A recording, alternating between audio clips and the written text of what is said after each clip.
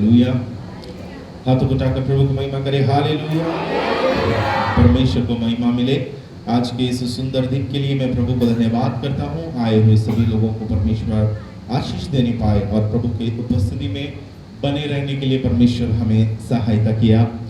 और आज प्रभुज का भी सेवकाई है, इसलिए जल्दी से हम लोग वचन की बातों की ओर बढ़ेंगे। उसके बाद आगे हम समय पर समाप्त करने की कोशिश करेंगे। पिछले संडे मैंने किस विषय पर प्रचार किया आप लोगों को याद है? शैतान को अवसर ना दो। और शैतान की कुछ युक्तियों के बारे में हमने देखा, जो पिछले क्लास में मैं आपको बाइबल स्टडी में हम लोगों ने देखा था कि शैतान की 4 प्रकार की युक्ति फिरौन के जीवन के संदर्भ में, फिरौन के जीवन के द्वारा जो इस्राएलियों के साथ शैतान ने जो प्रकट किया, ये 4 बिंदुओं को हम लोग मनन करते आया।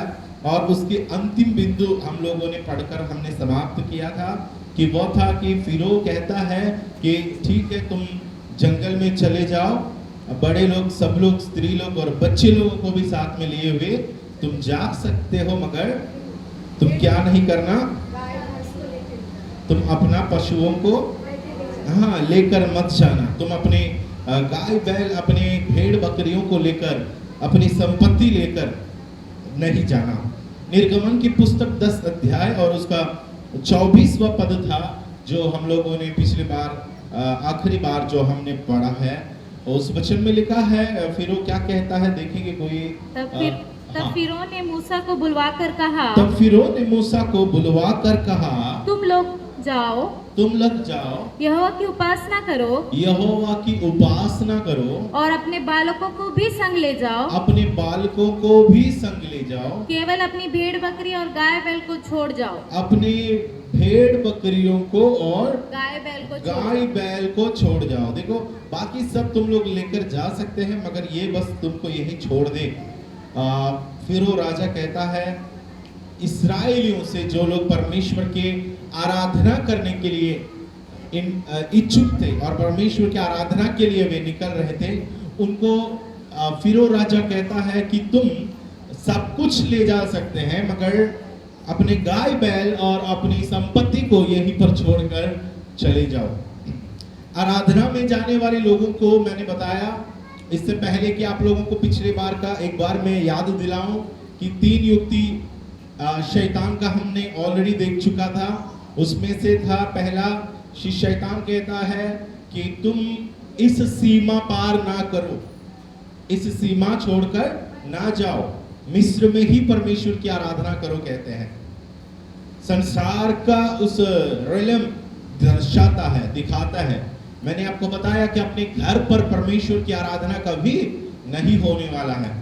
आप कोशिश भी करोगे, प्रार्थना तो कर सकते हैं, घर में वचन पढ़ सकते हैं, आराधना जो होता है उसमें शैतान आपको मन लगने नहीं देता है। आराधना के लिए एक प्रत्येक स्थान परमेश्वर ने निर्धारित किया। हम लोगों ने पिछले बार ये सारी चीजें देखे। और दूसरी बात, युक्ति शैतान का क्या है, अगर आप घर से भी निकल गए तो शैतान कहता है कि उसमें ज्यादा गहराइयों में ना जाओ, ज्यादा दूर ना चले जाओ। जंगल में जाना है तो ये पास वाला नजदीकी जंगल में चले जाओ, क्योंकि एक नियंत्रण में शैतान चाहते हैं कि आप चर्च भी जाए तो भी चलेगा, फिर भी शैतान को आपके ऊपर कब्जा है जब तक आप प्रभु में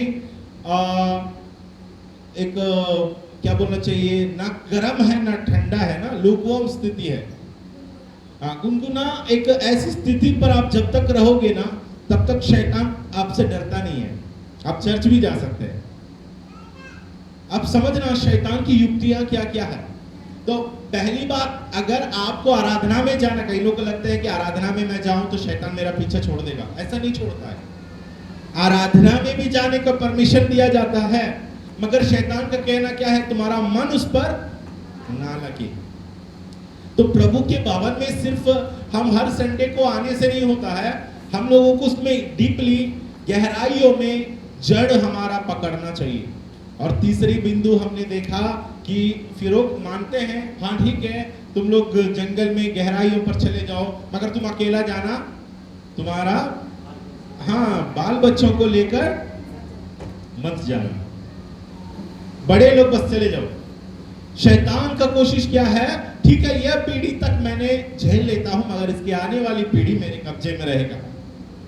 अगर आप प्रभु में डीपली गहराइयों पर जड़ पकड़ना चाहते हैं तो फिर से अगला युक्ति शैतान आपके बच्चों पर करते हैं। इसलिए हर एक माँ बाप लोगों को सावधान रहना है। जिस समय आप प्रभु में मजबूत होने के लिए इच्छा रखते हैं, उसी समय आपके परिवार में बंधन चालू हो जाएगा, उसी समय आपके परिवार में झगड़ा चालू हो जाएगा। जिस समय आप चाहते हैं कि मैं प्रभु के करीब जाऊं, निकट जाऊं, उस समय से देखना आपकी परिवार के बच्चे में या परिवार के कुछ ना कुछ स्थिति बिगड़ता हुआ आपको दिखाई देगा। क्यों? क्योंकि शैतान नहीं चाहते हैं जिस बात पर मम्मी पापा मन लगाए हैं, गहराइयों पर जो जड़ पकड़े हैं, उसी पर बच्चे भी गहराई पर चले जाए, इसलिए वो रोकने का प्रयास करते हैं। तो उसका मतलब क्या, हम लोग छोड़ दे, हम लोग प्रार्थना ही बंद करें, हम लोग गीत गाना बंद करें, हम लोग प्रभु में गहराइयों पर जाना बंद करें? नहीं, हमको संसार के या बच्चे का या शैतान के अनुसार नहीं नाचने का है। वचन क्या कहता है, तुम उनके पक्ष नहीं फेरोगे, वे तुम्हारा पक्ष फेर दिया जाएगा, वे हमारे पक्ष हमारी ओर खींच दिया जाएगा जब हम गहराइयों पर खड़े रहेंगे। तो प्रियो, शुरुआत में शैतान कोशिश ये करता है कि हम लोग मजबूत है तो बच्चों को बिगाड़ देता है। क्यों? इससे दो फायदा है, बोले ना, एक तीर से दो निशान।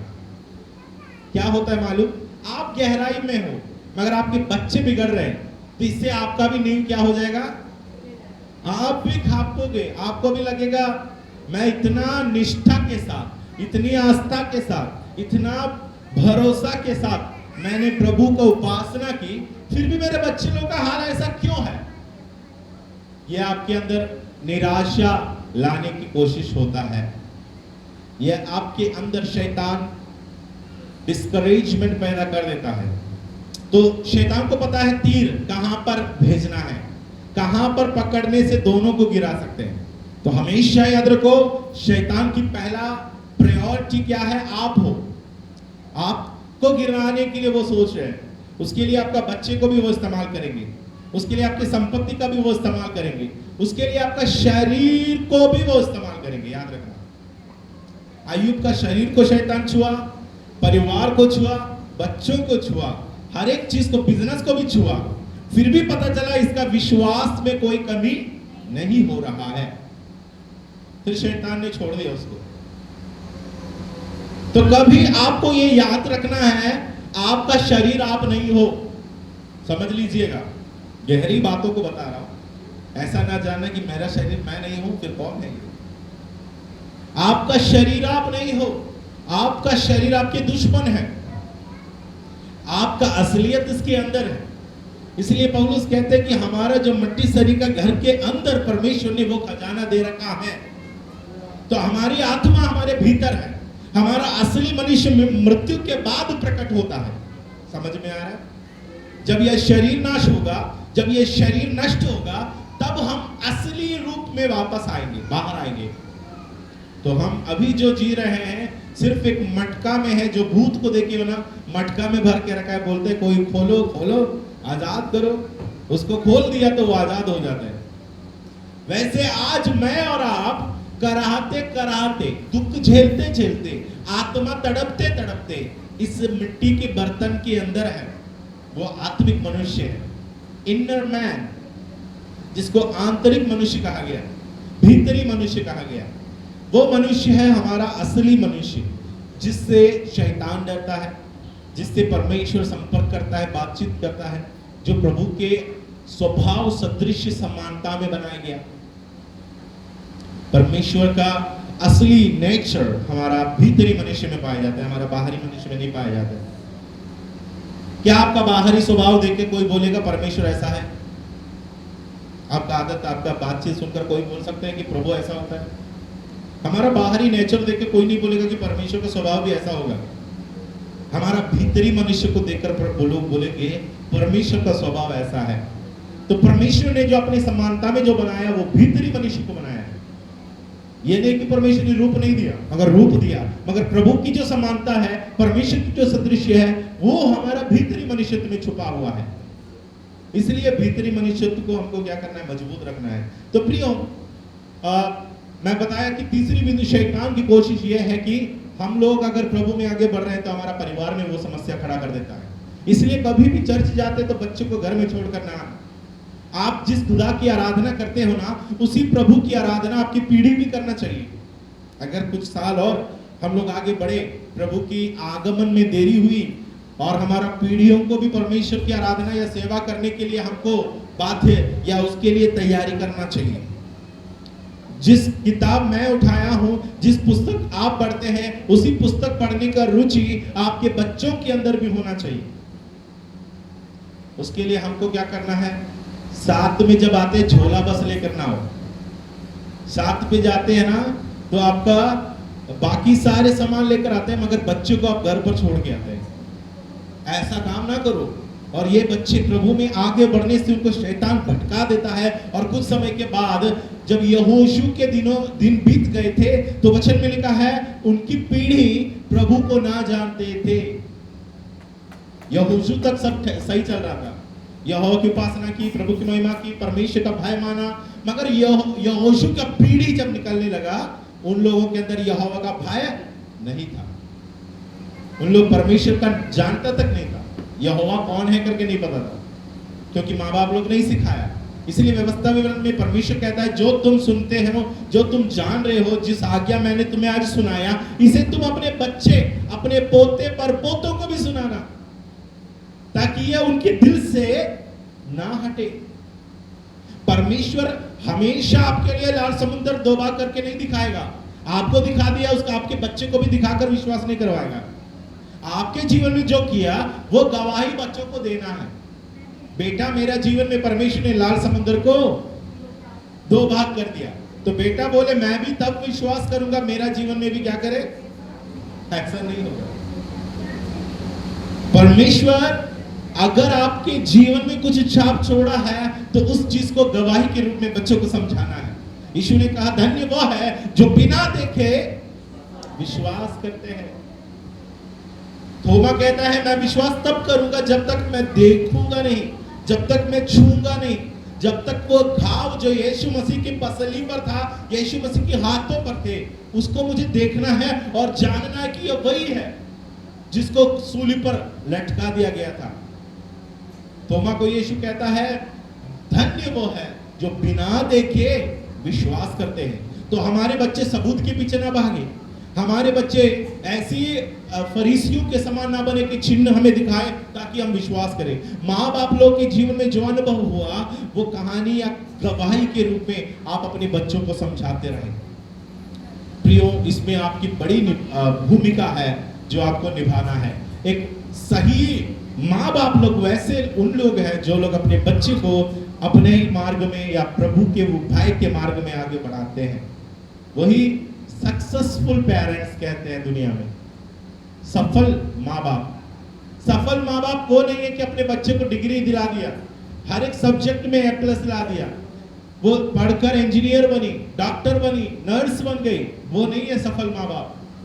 वो दुनिया के हर एक माँ बाप लोग इसी के पीछे लगे हुए हैं कि मेरी बेटी को, मेरे बेटा को अच्छी जगह पर नौकरी लगाना है, अच्छी जॉब लगवाना है, अच्छी जगह पर शादी करवाना है। शादी करवाने के बाद वे खुश हो जाते हैं, नौकरी दिलाने के बाद वे खुश हो जाते हैं और लोग उनको तारीफ भी करते हैं और खुद महसूस होते हैं कि मैं सफल हूं क्योंकि मैं अपने बच्चे को अच्छा किनारा पहुंचा दिया। बिल्कुल गलत है बहन भाई, आप गलत सोच में पड़े हो। यह करना है, जरूरी है, आप कर लो। संसार में जब तक है तब तक ये आवश्यक है, मगर ये इससे आपका काम नहीं चलेगा।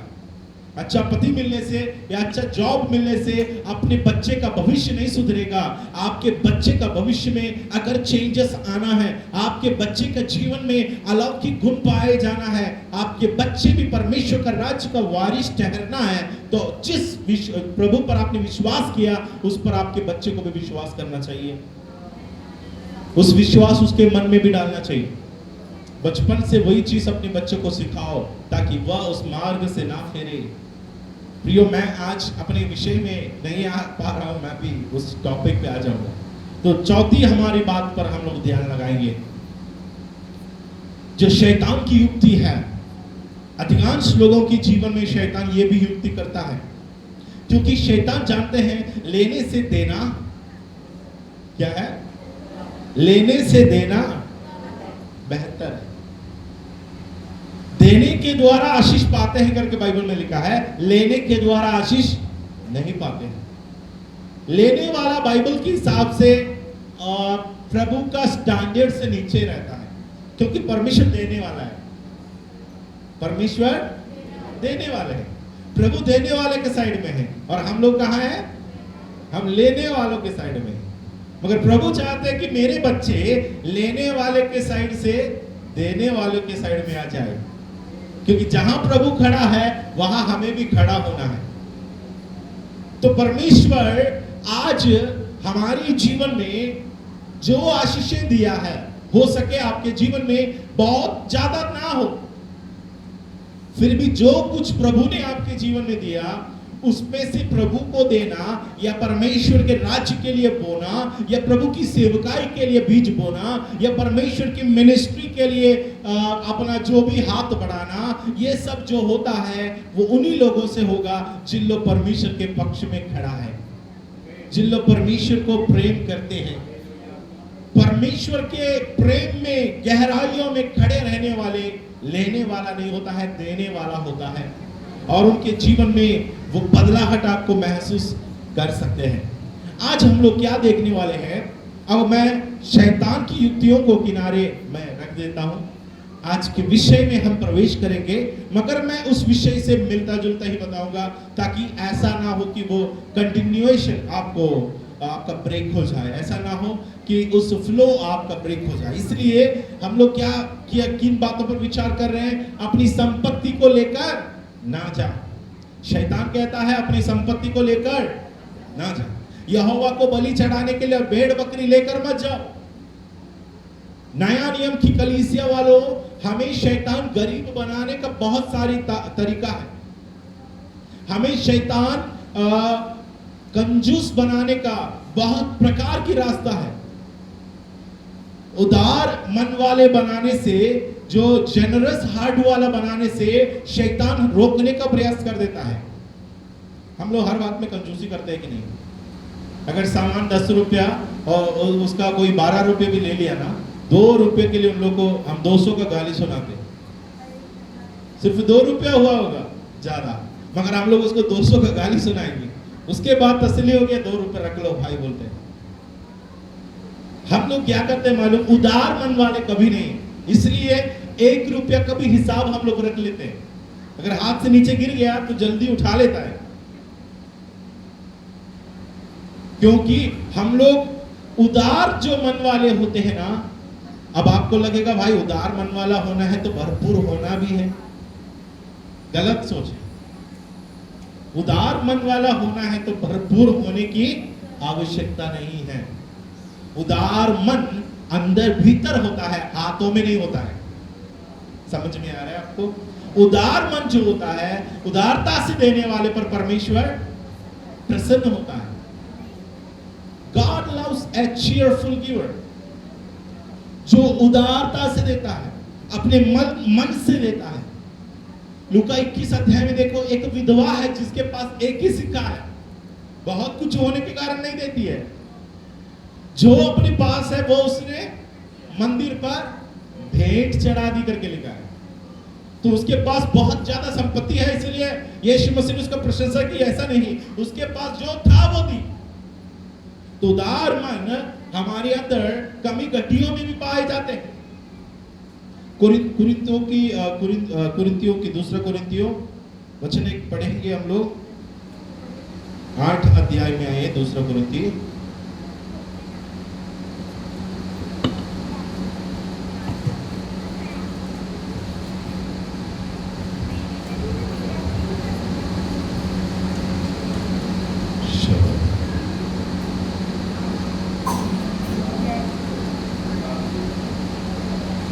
वचन से पढ़िए।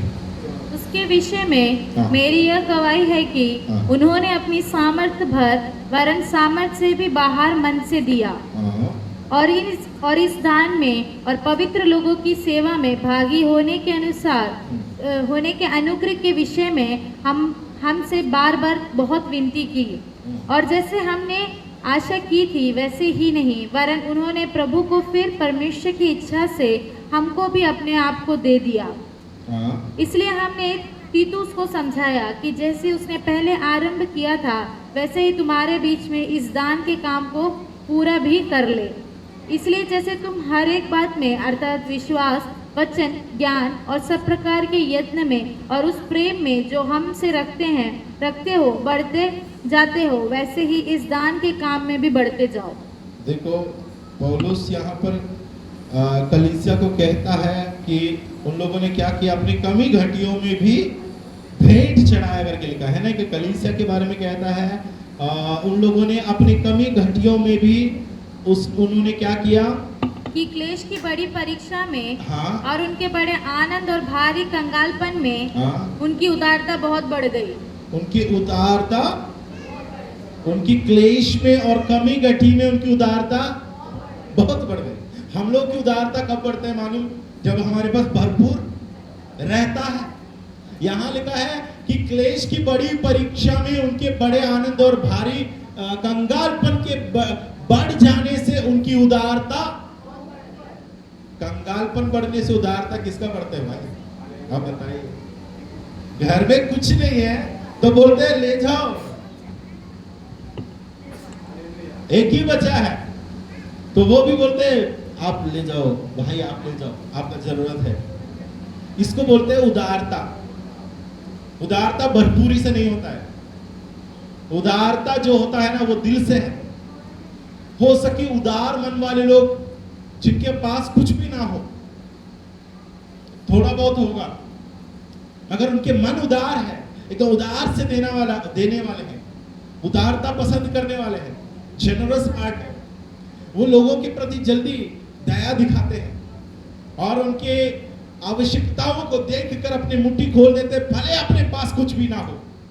किसी बहन ने अपना दुख सुना ली, मान के चलो अपने पास सिर्फ 50 रुपया है, तो वो शायद अपने पास से वो 50 रुपए देने के लिए भी तैयार हो जाती है। ऐसे भी लोग हैं जिन लोग उदारता से देते हैं उनकी कंगालपन के बीच में। तो आप समझ लीजिए हमारा सपना क्या है, जब मेरे पास करोड़ों रुपया आएगा तब मैं सबका हेल्प करूंगा। कभी ना आने वाली सपना, कभी ना पूरा होने वाली बात। यह सपना सोचकर मत बैठना कि जब मेरे पास में भरपूर होगा तब मैं दे दूंगा। हेलो, ऐसा कोई इल्यूशन में जी रहे हो? ऐसा कोई भ्रम में पड़े हो? जब आपके हाथ में भरपूर आएगा ना, आपका जरूरत भी भरपूर हो जाता है। समझ लीजिए, जब आपके पास भरपूर आएगा, आज आपके पास 1000 आया तो आपकी आवश्यकता कितना का है? 1000 की है। जब आपके पास 10 लाख आएगा तब आपकी आवश्यकता उसी हिसाब से बढ़ रहा है। ये आप नहीं समझ रहे। आपका लेन देन का स्टाइल बदल गया, आपका वे ऑफ लाइफ, जो लिविंग स्टैंडर्ड बदल गए, आपका जो रीति है बदल गई। अब आपके पास ज्यादा पैसा आ गया तो आपका स्टैंडर्ड ऑफ लिविंग को थोड़ा सा उठा लिया। अब आप झोपड़ी में रहने वाले बोल रहे कि अपने को पैसा है तो हम लोग घर बना लेंगे। अब जो साइकिल में आने वाले बोल रहे कि अब तो पैसा है तो हम कार खरीद लेंगे। अब तो पैसा है तो हम लोग थोड़ा बहुत ये कर लेंगे, वो कर लेंगे। आपका लाइफ स्टाइल बदलते, तो समझ लीजिएगा जितना ज्यादा पैसा आएगा उतना ज्यादा हमारा मन भी उसके साथ एडजस्टमेंट हो जाते हैं, और जो पहला विचार था वही विचार उस समय में भी रहेगा। मेरे पास भरपूर अगर होगा ना तो मैं कर लूंगा। 10 करोड़ भी आपके हाथ में आएगा तब भी आप ये सोच में बैठेंगे। 10 करोड़ तो आते पास्टर जी, आपको क्या मालूम है? हम लोग के पास आते तो है, जाते कितना आपको पता है ना? 10 करोड़ अगर आया तो शायद आपका जरूरत में 5-10 करोड़ ऐसे निकल भी जा रहे हैं। तो अभी भी आप उसी सोच में फिर से बैठोगे, ये बोलकर कि अगर मेरे हाथ में बच जाता ना मैं दे देता। ठान लो, सोच लो, कभी नहीं बचने वाला है जब तक उदारता की मन आप बनाओगे नहीं। ये उदारता का मन कहां से शुरू होता है? 10 करोड़ से शुरू नहीं होता है, 1 रुपया से भी शुरू होता है। बाइबल में देखो क्या लिखा है, तुम्हारी क्लेश की बड़ी परीक्षाओं में और उनके बड़े आनंद और भारी कंगालपन के बढ़ जाने से उनकी उदारता बहुत बढ़ गई। ये कलीसिया है जिन लोग उदारता से परमेश्वर के भक्तों को, प्रभु के दासों को सेवा करने लगा। और उसका 8 का 5 पढ़िए, 2 कुरिन्ती 8 का 5। और जैसे हमने आशा की थी वैसे ही नहीं वरन उन्होंने प्रभु को फिर परमेश्वर की इच्छा से हमको भी अपने आप को दे दिया। अपने आप को भी दे दिया। देख क्या लिखा है, मैं उस वचन को मैं अंग्रेजी बाइबल में से मैं बताना चाहूंगा। उसमें लिखा है, and not only as we had hoped, but they have first gave themselves to the Lord and then to us by the will of God। मतलब क्या है कि पहले उन्होंने अपने आप को परमेश्वर को दिया। अपने आप को पहले किसको दिया? परमेश्वर को दिया। फिर उन लोगों ने क्या किया, जैसे हमने आशा की थी वैसे ही नहीं, वरन उन्होंने प्रभु को फिर परमेश्वर की इच्छा से हमको भी अपने आप को दे दिया। पहले परमेश्वर को दिया, उसके बाद मनुष्य को दिया। आपको परमेश्वर के लिए कुछ देना है तो पहले आपको खुद अपने आप को प्रभु को देना चाहिए। समझ में आ रहा है उसका डिफरेंस, फर्क समझ में आ रहा है? प्रभु को आप भेंट चढ़ाते हो ना, भेंट चढ़ाने से पहले ही भेंट को किनारे कर दो और आप कौन है मालूम? आप परमेश्वर के वो स्वरूप हो, आप परमेश्वर के लिए बनाया गया है। इसलिए प्रभु यीशु मसीह कहता है, जो कैसर का है वो कैसर का दो, और जो परमेश्वर का है कैसर का रूप और समानता में बनाई गई सिक्का है, वो सिक्का कैसर को है, मगर परमेश्वर की समानता और परमेश्वर की स्वरूप में बनाई गई मनुष्य है, वो मनुष्य परमेश्वर का है। तो यीशु मसीह कहता है, यहाँ पौलुस कहता है कि उन लोगों ने पहले अपने आप को किसको दिया? तो देने वाले लोगों, देने का शुरुआत कहां से होता है? पहले मुझे एक भेंट के समान, अर्घ के समान, एक बलि वस्तु के समान अपने जीवन को परमेश्वर के हाथों में देना चाहिए। पहले अपने आप को देना चाहिए। मैं खुद अपने आप को समर्पण करूं प्रभु के हाथ में, फिर परमेश्वर मुझे खड़ा कर देता है लोगों को देने के लिए। फिर मैं लोगों को भी देने के लिए मेरा हाथ को परमेश्वर फैलाएगा, क्योंकि मैं अब खुद का नहीं हूं, मेरा मालिक है। मैंने अपने आप को दे दिया मेरा परमेश्वर को। इसलिए कोरिन्थ में पौलुस कहता है, तुम्हारी घटियों में, कमियों में ऐसा तुम लोगों ने किया कि क्लेश के बीच में भी उदारता दिखाए। कैसे दिखा सका ऐसा? क्योंकि वचन में लिखा है कि उन लोगों ने पहले अपने आप को किसको दिया? परमेश्वर को दिया। पहले हम अपने जीवन को परमेश्वर को दो, उसके बाद हम लोग क्या भी कर सकते हैं? हम परमेश्वर को महिमा कर सकते हैं, लोगों को हम मदद कर सकते हैं, आवश्यकताओं में हम भेंट दे सकते हैं, कलीसिया के और सेवकाई की बढ़ती के लिए, परमेश्वर के राज्य के लिए बीज बो सकते हैं। हम जो कुछ बो रहे हैं वो सब का प्रतिफल भी परमेश्वर हमें देगा। तो याद रखो प्रियो, शैतान हमें बिजी रखने वाली एक ही फील्ड आज जब देखा जाते हैं तो वो फाइनेंस है, क्योंकि हम लोग पैसा के लिए बिजी रहते हैं, काम के लिए बिजी रहते हैं, कमाने के लिए बिजी रहते हैं, परिवार को बढ़ाने के लिए बिजी रहते हैं, बैंक में, खाते में, घर में इकट्ठा करने के लिए बिजी रहते हैं, अपना अपना डिपॉजिट बनाना शुरू कर दिया है। हम जब भी डिपॉजिट बनाएगा, याद रखो ये डिपॉजिट मेरा नहीं है, ये परमेश्वर का है, ये प्रभु ने दिया, ये परमेश्वर का है। मेरा सामर्थ्य और शक्ति सब जो दिया मेरा परमेश्वर है। बाइबल में से मैं एक बहन को आपके सामने, मैं 2 लोग हैं मगर एक को मैं अगर समय के अनुसार आपके सामने मैं रखना चाहता हूं। मरकुस रचित सुसमाचार 14 अध्याय 3 से 9 तक कोई एक जन पढ़ेंगे मरकुस रचित सुसमाचार जब- 14 अध्याय और उसका 3 से 9 तक।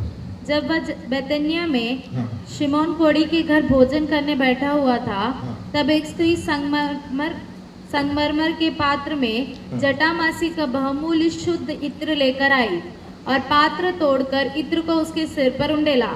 परंतु कोई कोई अपने मन में रिसियाकर कहने लगा, इस इत्र का क्यों सत्यानाश किया गया, क्योंकि यह इत्र तो 300 दिनार से अधिक मूल्य में बेचा जाकर कंगालों में बांटा जा सकता था। देखो, एक ऐसी बहन जो यीशु मसीह की आया यीशु मसीह के आने का खबर सुनकर यीशु मसीह के पास जाते हैं और अपने संगमरमर का इत्र का वो जो तेल का वो बर्तन है वो लेकर यीशु के पास गया।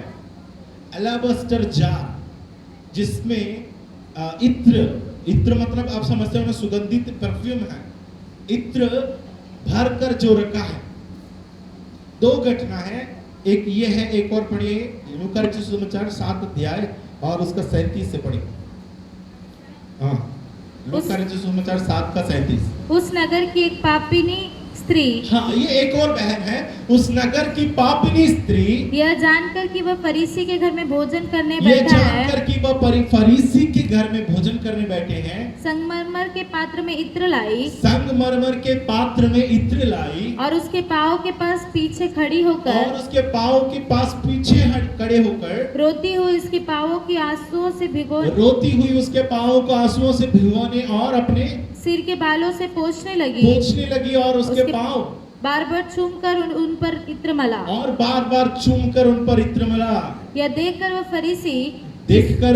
फरीसी जिसे उसने बुलाया था अपने मन में सोचने लगा, यदि यह भविष्यवक्ता होता तो जान लेता कि यह जो उसे छू रही है ये वह उसे कौन जो है, छू रही है वह कौन है और देखो, कैसी स्त्री है। 2 जगह में 2 घटना एक जैसे आपको दिखाई देगा, इसलिए कई लोग इस पे कंफ्यूज हो जाते हैं। कई लोग बोलते हैं कि एक ही बहन है, एक ही मतलब घटना है, 2 लेखक लोग अलग अलग लिखा, मगर थोड़ा बहुत फर्क है इसमें। इसलिए पूरा क्लैरिटी में हम नहीं बोल सकते एक ही घटना है, क्योंकि एक पापिनी स्त्री के बारे में बताया गया है। वो जगह का सबसे पापिनी स्त्री यीशु मसीह के पास आकर रोती हुई खड़ी रही और उसको इतना छूमा और उसके पैरों को मतलब अपने बाल से पोंछ कर साफ किया करके लिखा है और उस पर इत्र मलाया करके लिखा है। उसको देखकर जो फरीसी के घर में यीशु मसीह खाने के लिए गया था वो छिड़ गया। वो मन में सोचने लगा कि ये भविष्यवक्ता अगर होता तो इसको जो छूने वाली बहन बहुत पापिनी है, हो सके व्यभिचारिणी हो सकते बहुत गंदे काम में जी रही हो, ये यीशु मसीह को जाकर छू रही है तो इससे वो छिड़ गया।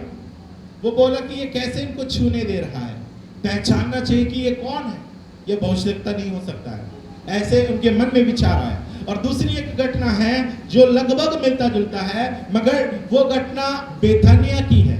बेथानिया में ये संभावना ये है कि लाजर की बहन मार्था ही है। वो लाजर की बहन मार्था भी क्या किया, यीशु मसीह के जो 12 अध्याय में हम जो पढ़ते हैं ना, यीशु मसीह के जो साथ जब भोजन में बैठे थे तो उनके पास भी जाकर मरियम के उस घटना के बारे में पढ़ेंगे। 12 अध्याय और उसका पहला वचन से पढ़िए। यीशु फसह से 6 दिन पहले बेतनिया में आया, जहाँ लाजर था जिसे यीशु ने मरे हुए में से जिलाया था। उन्होंने उसके लिए भोजन तैयार किया और मार्था सेवा कर रही थी और लाजर उनमें से एक था जो उसके साथ भोजन करने के लिए बैठा था। तब मरियम ने जटामासी का आधा सेर बहुमूल्य इत्र लेकर यीशु के पाँव पर डाला और अपने बालों से उसके पाँव पोंछे और इत्र की सुगंध से घर सुगंधित हो गया। देखो, यहाँ पर फिर से एक और घटना हमको देखने को मिलता है। ये घटना में स्पष्ट है, ये घटना हुई है बेथनिया में और मरियम जो मार्था की बहन है, लाजर की बहन है, इसने ये घटना किया। मगर यहाँ पर कहीं ऐसा नहीं लिखा कि वो बहन पापिनी थी, वो बहन बुरी थी, वो कौन थी। मगर दूसरी घटना में आप देखो, वो बहन का पेरेंट्स अलग है, ये बहन की बोल्डनेस अलग है। ये यीशु मसीह के पास जाकर किया, मगर वो दूसरी वाली बहन है यीशु मसीह के पीछे खड़ी रही, लिखा है। यीशु मसीह के पास जाने के लिए हिचकिचाती थी क्योंकि वह बहुत बड़ी पापिनी थी, वो उस जगह की पापनी बहन है, बहुत बुरे काम में जीने वाली है, इसलिए वो भी अपना घर में इत्र का जार लेकर आ गए। आपको पता है यहूदियों में इत्र का जो परफ्यूम का अलाबास्टर एक जार होता है जिसमें इत्र का तेल उन लोग रखते हैं। ये इत्र बहुत महंगी चीज है। ये उन लोग जो इकट्ठा करते हैं ना, एक साल के लिए एक कम से कम वचन में लिखा है 300 दिनार में वो बेचा जा सकता है। यहूदा इस्करियत भी ये देखकर खून गया, चिढ़ गया। वो क्या बोलते हैं कि इसका क्या जरूरत था, ये कंगालों को दे सकता है, ये अगर फंड में इकट्ठा कर सकता है। 300 दिनार है। 300 दिनार मतलब समझते हो, एक दिनार मतलब एक दिन की रोजी होता है, एक दिन की कमाई। मतलब एक साल आपका एनुअल इनकम आप बताए, आपको पता है आपका एनुअल इनकम कितना है? एक साल में आप कितना कमाते हैं?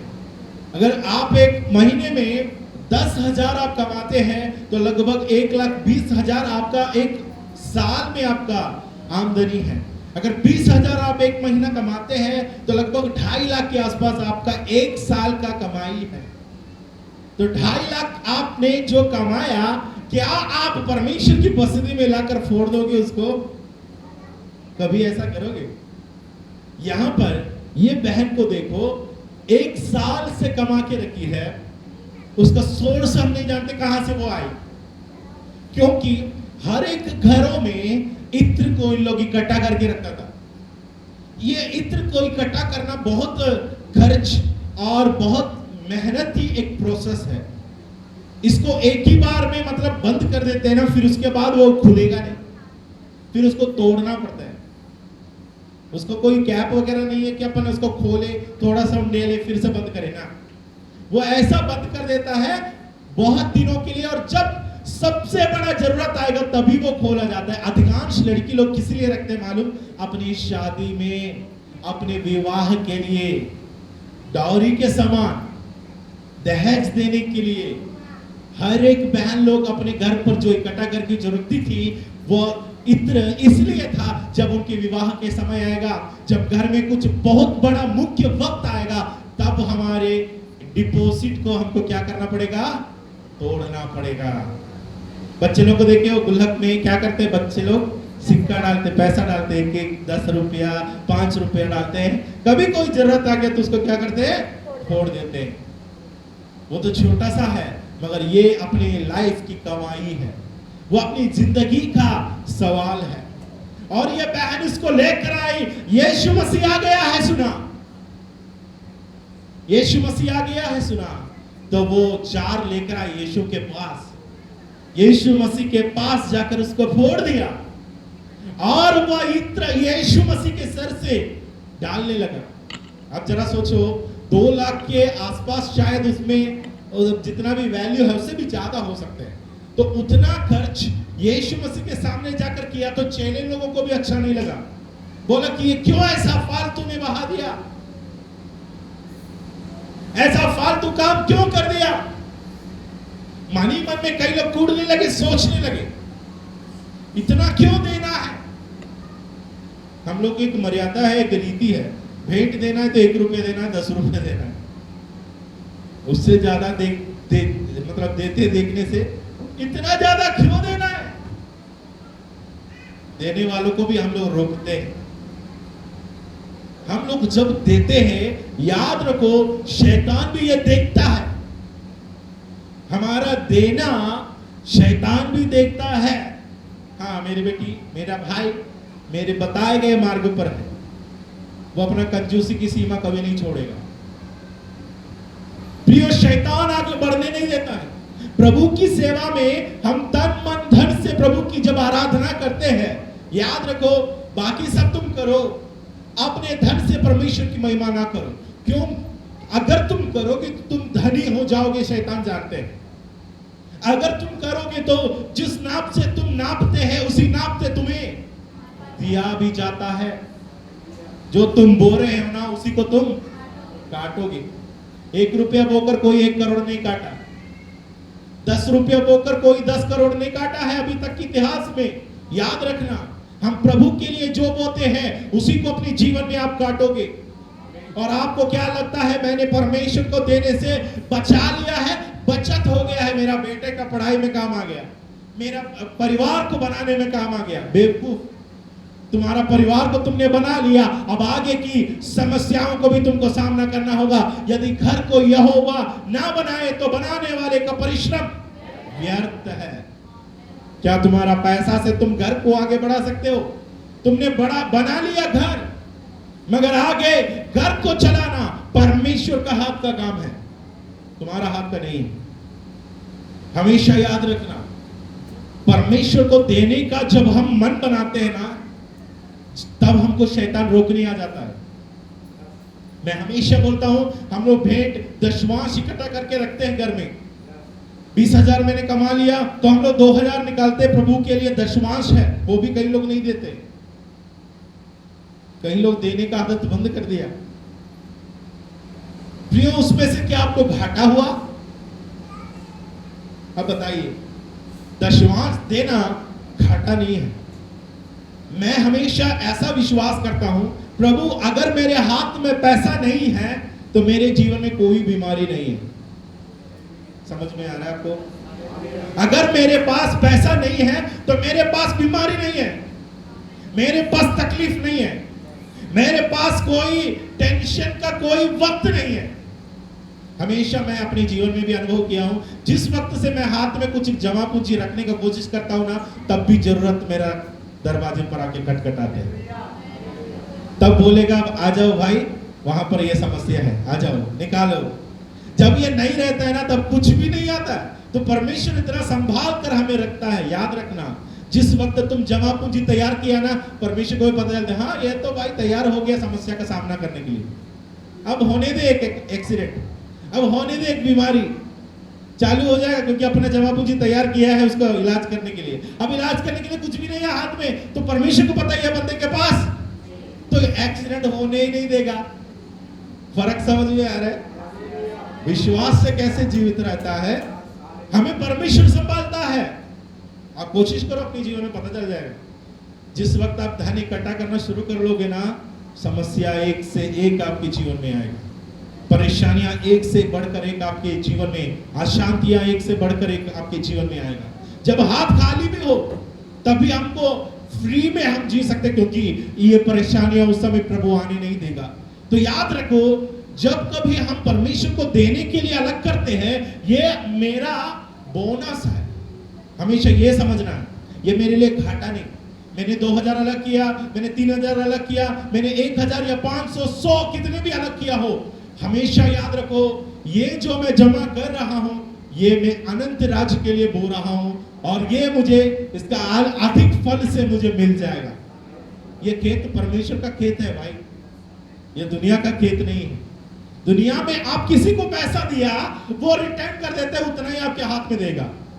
मगर मैं विश्वास करता हूं, मेरा परमेश्वर जो देता है ना, दबा दबा कर, हिला हिला कर। परमेश्वर देने में और हमारा देने में बहुत फर्क है। जब मैंने प्रभु को दिया और प्रभु मुझे जब देता है, तो मेरा जितना साल भर का मेहनत से जो नहीं होगा ना, ऐसा आश्चर्य काम परमेश्वर हमारा जीवन में करेगा। ऐसा मैं बहुत सारी गवाहियों को मेरे को बताने के लिए है, जिन लोग के जीवन में परमेश्वर ने अद्भुत अद्भुत काम किया है, जिन लोग परमेश्वर को देने से पीछे नहीं हटा। हो सकते वे अपनी कमाई से बराबर दशमांश निकाल कर दिया, अपनी कमाई से बराबर प्रभु को महिमा किया, हर एक कामों में वे बराबर में किया, और जब उनकी जरूरत की वक्त आया, परमेश्वर भी बराबर उनके लिए काम किया। मैं उस परमेश्वर पर विश्वास करता हूं, जो आपकी आवश्यकताओं को पूरा कर सकता है। इसलिए प्रथम कलीसिया के लोग, सब लोग जाकर कलीसिया के पास सामान छोड़ देता था, और जिसको जरूरत लगता था बांट दिया जाता था। कोई ये नहीं कहता, अरे अरे ये तो मेरा अंडा है, ये वो बहन को मत दे रही है, मेरा घर की मुर्गी दिया है। कोई नहीं बोलता है। अंडा अगर चर्च में आ गया तो अंडा में कोई किसी का नाम नहीं है। ये अंडा गणेश भैया के परिवार से आया है, ये अंडा मंजू दीदी के परिवार से आया, नहीं, किसी का नाम नहीं। अंडा प्रभु का हो गया। अब सिर्फ पौलुस ये कहता है, मुर्गी किसका है? मुर्गी को किसने बनाया? पौलुस बस इतना ही पूछेंगे। तो वो मुर्गी परमेश्वर का है, तो अंडा भी किसका है? परमेश्वर का है। इसलिए कोई उस पर हक नहीं जताते थे। पुराने नियम में सभी लोग, मतलब नया नियम की सदी पहले कलीसिया में हर किसी अपने अपने वस्तुओं को साझा करते थे और आम बात समझते थे। जिसको जरूरत रहता था उनको देता था। हम बाइबल में वापस आए, एक बहन अपने जार लेकर, अपने जो इत्र को लेकर लगभग 2-3 लाख का जो अपने साल भर की कमाई को यीशु मसीह के चरणों पर फोड़ दिया और यीशु मसीह के पैरों पर डाल दिया। लोग कहते हैं बेवकूफी है, इतना नहीं करना चाहिए, मगर यीशु कहते हैं रुक रुक रुक, मैं समझाता हूं। जिसका ज्यादा पाप अपराध क्षमा किया गया वो ज्यादा प्रेम करता है। मैं तेरा घर पर आया, तूने मेरा पांव धोने के लिए पानी तक नहीं दिया। मैं तेरे घर पर आकर बैठा, तूने मुझे चूमा नहीं, तूने मुझे स्वागत नहीं किया। मगर इस बहन को देख, जब से मैं यहाँ आया हूँ ये मेरे पैर के पास पड़ी हुई है, रो रो कर पड़ी है, आंसुओं से मेरे पैर को भिगोया, बालों से पोंछता रहा, बार बार चूमता रहा। हे शमौन, मुझे तुझसे पूछना है, इसमें कौन सबसे ज्यादा प्रभु से प्रेम करता है? जरूर फरीसी ने अपने घर में खाने के लिए यीशु को बुलाया है, मगर उससे बढ़कर प्रेम जो दिखाई वो पापिनी स्त्री थी, जो अपना इत्र का वो तेल को यीशु मसीह के सामने जाकर फोड़ दिया। एक बात मुझे बताना है, आज ध्यान दो, यीशु मसीह के सामने जिसने अपने उस बर्तन को तोड़ा है वो उनके जीवन का कभी भी गिरावट नहीं होता है। क्या आपको लगता है मेरा कमाई से मैं प्रभु को दूंगा तो मेरा घाटा हो जाएगा, मेरा जिंदगी बर्बाद हो जाएगा? गलत सोच में हो। इस बहन ने ऐसा किया, आज देखो उसका जीवन बदल गए। यीशु कहता है जहां जहां सुसमाचार फैलेगा वहां वहां इस बहन ने जो किया उसका भी प्रचार किया जाएगा। उस बहन ने इजराइल में जो किया आज बिलाई में मैं उसका प्रचार कर रहा हूं। उसका प्रचार हर जगह होगी। और एक और बात मैं बताता हूं, आते समय ये बहन व्यभिचारिणी थी, आते समय पापिनी थी, इसके शरीर से गंदा महक है, लोग इसके करीब नहीं जाते हैं क्योंकि ये समाज में पापिनी है। अब यीशु के पास आ गई, यीशु को छुआ, यीशु मसीह के ऊपर इत्र लगाया, बालों से पोंछ लिया। अब ये बहन घर से निकलती है, अब यीशु और ये बहन दोनों एक समान महकने लगता है। अब यीशु और ये बहन दोनों एक समान महकती है। जो कोई यीशु के पास जाएंगे वही सुगंध ये बहन के ऊपर भी है। ये कहां से होता है? ये कहां से होता है? अपना जमा पूंजी को उसने खोल दिया, प्रभु के लिए दे दिया, क्योंकि बोला जिसने मेरा करता है, जो मुझे जीवन दाता है, उसी ने मेरे लिए सब कुछ दिया। मेरा जीवन को वापस अगर कोई दे सकता है, मेरा खुदावंद मेरे लिए कर सकता है। उसने वो पूरा यीशु के सामने दिया तो वो पापिनी स्त्री का दुर्गंध बदल गया। इसी घटना, इसी सेम घटना अब 12 अध्याय में भी देख लो।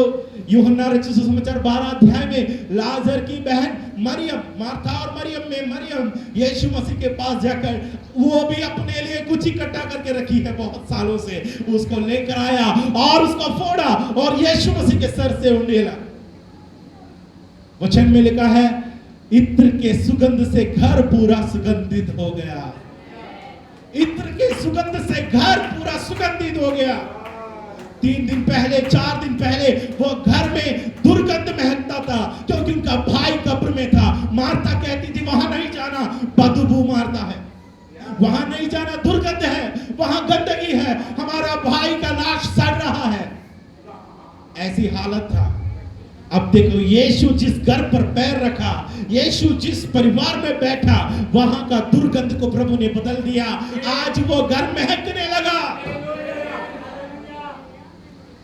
प्रियो, आप प्रभु के लिए जो देते हो, आप परमेश्वर के लिए सबसे पहले भेंट नहीं देना, अपने आप को देना है। कुरिन्थ कलीसिया वाले पहले अपने आप को दे दिया, फिर उसने भेंट दिया करके लिखा है, फिर उसने लोगों को मदद किया करके लिखा है। कंगाल की स्थितियों में मैं अपनी कलीसिया के भाई बहनों के प्रति मैं गर्व हूं, क्योंकि वे बहुत बड़ा धनी नहीं है, तो गरीब लोग भी हैं, उनके हाथ में ज्यादा नहीं, मगर प्रभु के लिए देने से उन लोग पीछे नहीं हटता। प्रभु को देने में उन लोग पीछे नहीं है। मैं उनके जीवन को देखा हूं, बहुत अच्छी आदत है कि आप जो देते मनुष्य के लिए नहीं देते, पास्टर के लिए नहीं देता है, किसी किसी के हाथ में देने के लिए नहीं देता है, कलीसिया और प्रभु की सेवा के लिए दे रहे हैं। हालेलुया। पिछले 2 दिन हम लोग, मैं और आशा बैठ के हम लोग ऐसे बोल रहे थे, हम लोग हर महीना कोई ना कोई उपवास प्रार्थना में पास्टर लोग को बुलाना है, ऐसे सोचकर हम लोग बैठे थे। तो ऐसे मतलब पास्टर लोग को बुलाना तो आसान है, हम लोग को कुछ देना भी तो पड़ता है पास्टर लोग के लिए।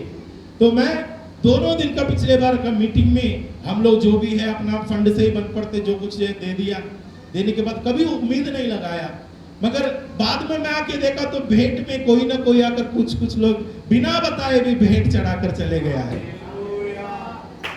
मैं उन लोग को भी मैं धन्यवाद देता हूँ जो बड़ी बोझ से परमेश्वर के भवन में आते हैं और उनके पास ज्यादा होने के कारण नहीं देते। मैं हमेशा बोलता हूँ, ज्यादा होने वाले कभी नहीं देता है, जिसके पास उदारता का मन है वो रहे ना रहे तो भी देगा।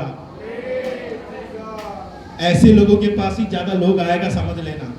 उदार मन वालों के पास लोग आते हैं। आपके पास देने के लिए शायद कुछ नहीं होगा, फिर भी आपके पास लोग आएंगे, क्योंकि देने वाला सिर्फ आप ही हो, बाकी कोई नहीं देगा। प्रियो, तो देखो परमेश्वर ऐसे लोगों से ज्यादा प्रसन्न करता है जो उदारता से देता है। ये बहन ने अपने जीवन की उस बहुमूल्य इत्र को प्रभु यीशु मसीह के सामने तोड़ दिया है। मत्ती रचित सुसमाचार 6 अध्याय और उसका 21 का वचन जरा हम पढ़ेंगे। मत्ती 6 अध्याय और उसके 21, एक और वचन जल्दी। परंतु अपने लिए स्वर्ग में धन इकट्ठा करो, क्योंकि अपने लिए स्वर्ग में धन इकट्ठा करो, जहाँ ना तो कीड़ा और ना काई बिगाड़ते हैं। 21वां वचन। क्योंकि जहाँ तेरा धन है, क्योंकि जहाँ तेरा धन है वहाँ तेरा मन भी लगा रहेगा। वहाँ तेरा मन भी लगा रहेगा। बताए आपका धन कहाँ इकट्ठा है? जहाँ तेरा धन है वहाँ तेरा मन भी। ये बहन का धन, दौलत, मन सब यीशु के पास है, इसलिए वो यीशु के पास अपने डिपॉजिट को खोल दिया। क्योंकि वो डिपॉजिट करना अगर चाहा तो प्रभु यीशु मसीह में करना चाहा, क्योंकि उनका मन यीशु पर लगा हुआ है। यही फरीसी के घर में धन इकट्ठा करके रखा होगा, आपको पता है? यही फरीसी जिसके घर में भोजन के लिए बुलाया है ना, इनके ही घर में बहुत सारी चीज वहां घर पर है, मगर वो देने के लिए तैयार नहीं। वो यीशु मसीह के लिए एक मील ऑफर किया, एक देर का भोजन ऑफर किया। मील खा के चले जाएंगे, आशीष पाना है बहुत। हम लोग भी होते हैं ना, सस्ते में काम चलाओ, है सबसे सस्ता में काम चले, एक बार का भोजन खिलाएंगे, बहुत बड़ा आशीष मिल जाएगा। वो भाई का सोच ये है, यीशु मसीह को घर पर बुलाया, खाना खिलाएंगे, जाते समय आशीष का वचन बोलेंगे। बहुत सकता लोग हैं आशीषित लोग हैं तो है ना, आशीष का वचन देगा, ये सोचकर बुलाते हैं लोग अधिकांश शिशु को। मगर जितना आशीष वो फरीसी अपने जीवन में पाना चाहिए था, उससे ज्यादा आशीषित उनकी पड़ोस वाली हो गई, उस गांव वाली हो गई, जिसको लोग कहते थे ये तो बहुत गंदे हैं। ये कैसा होता है? मन हमारा कहां पर लगे हुए है, हमारा कमाई हम लोग जब जमा करते, याद रखो हमारा माइंड वहां रहता है, हमारा चिंता वहां पर है। अगर आपका डिपॉजिट आपके बच्चों पर है, आपका ध्यान हमेशा बच्चों पर होगा, और वह जब बर्बाद हो जाएगा तब आप भी टूट जाओगे। वचन में लिखा है तुम्हारा धन स्वर्ग में। तुम्हारा धन कहाँ इकट्ठा करना है? तुम्हारा धन स्वर्ग में इकट्ठा करना, जहां ना तो कीड़ा, यहां पर कीड़ा मकोड़ा ले लेगा आपके हाथ से, पैसा चोरी हो जाएगा, वो आपके हाथ से निकल जाएगा। प्रियो, दाऊद एक बात कहता है परमेश्वर के लिए, वो जो भेंट चढ़ाने गए, दूसरा शमूएल 24 अध्याय और उसका 24वां वचन पढ़ेंगे, उसके बाद मैं समाप्त करता हूं। दूसरा शमूएल 24 अध्याय और उसका 24वां वचन।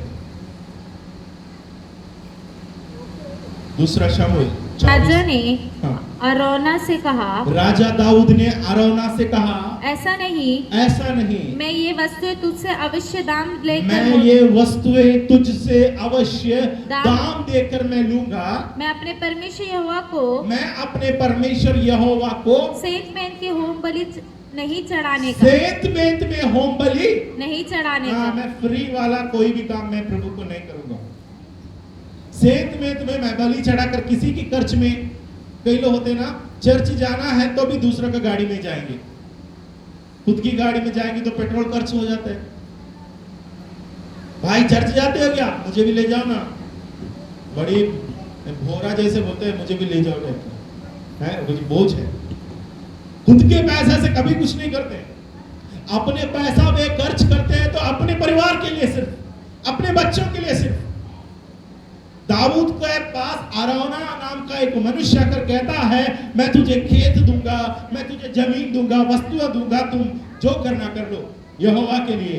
दाऊद कहता है ऐसा नहीं होगा भाई, ध्यान से सुन लो, सेत में मैं यहोवा को क्या नहीं करूंगा, बलि नहीं चढ़ाने का है।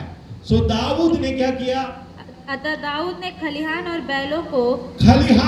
बैलों को चांदी के 50 शेकेल में मोल लिया। चांदी के 50 शेकेल में मोल लिया, 50 शेकेल में मोल लिया। दाऊद ने पैसा देकर खरीदा, फिर यहोवा के लिए क्या किया, अर्पण किया। अपने पैसा का, दूसरों का पैसा का नहीं है, खुद के जो आप देते हैं। कई लोग कई रीति रहते हैं ना, भेंट चढ़ाने के लिए पैसा नहीं, बहन 20 रुपए दे देना, भाई 10 रुपए देना, भाई का खाते का हिसाब है, वो आपका नहीं है। देने वाला हाथ बस आपका है, मगर हिसाब परमेश्वर के पास रहेगा, वो भाई का। कई लोगों को ऐसा आदत होता है, प्रियो हम लोग क्या फ्रीली सेत में वाले में ज्यादा घुस जाते हैं, जहां पर भी फ्री वाला बोर्ड दिखे ना वहां ज्यादा, डिस्काउंट दिख गया तो वहां भागते हैं। परमेश्वर को देते समय डिस्काउंट और फ्री वाला काम ना करो, जो किसी का काम का नहीं उसको प्रभु के लिए देते लोग। प्रभु को देता है, हमेशा बाइबल में पढ़ना, सबसे उत्तम वस्तुएं देती है, सबसे अच्छे अच्छे बातें देती है। इसलिए अपने जीवन की पूरी मेहनत को, कमाई को इस बहन लेकर यीशु के सामने तोड़ती है। क्या आज आपने जार अपना, आपके परिवार का जार, आपके परिवार का संगमरमर तेल का, इत्र का डिब्बा आप तोड़ने के लिए तैयार है? आप खुदावंद के चरणों पर तोड़ने के लिए तैयार है? क्या आप भेड़ बकरियों को परमेश्वर की पसंद में ना ले जाने की शैतान की युक्ति पर आप कब्जा करके आगे बढ़ना चाहते हैं? आत्मिक उन्नति जैसे आप पाते हो ना, वैसे आर्थिक उन्नति भी आपका हो जाता है। आपकी फाइनेंस में ब्रेक थ्रू शुरू वहां से होगा जब आप अपने फाइनेंस से यहोवा का आदर करना आप शुरू करोगे। प्रियो, हम लोग एक पल के लिए अपनी आंखों को बंद करेंगे, हम परमेश्वर पिता की उपस्थिति में अपने जीवन को समर्पण करेंगे। God doesn't need our money। परमेश्वर आपका पैसा पसंद नहीं करता या नहीं चाहता है, वो आपका हृदय को चाहता है, वो आपका दिल को चाहता है, वो आपके उपलब्धि को चाहता है। पहले कुरिन्थ की कलीसिया के समान अपने आप को प्रभु के लिए दो, फिर उस जार जो परमेश्वर हमारे घर पर दिया है, क्या हम प्रभु के लिए उसको तोड़ेंगे?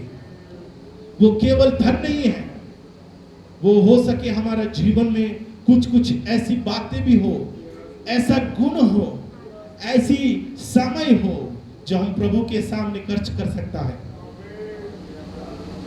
हो सकते कई लोगों के जीवन में ऐसा कुछ बुरी आदत हो जिसे यीशु की उपस्थिति में लाकर तोड़ना चाहिए, जिसे यीशु मसीह की उपस्थिति में लाकर तोड़ना चाहिए, ताकि उनका जीवन में वो बदलाव दिखे, उनके जीवन में वो चेंजेस आए।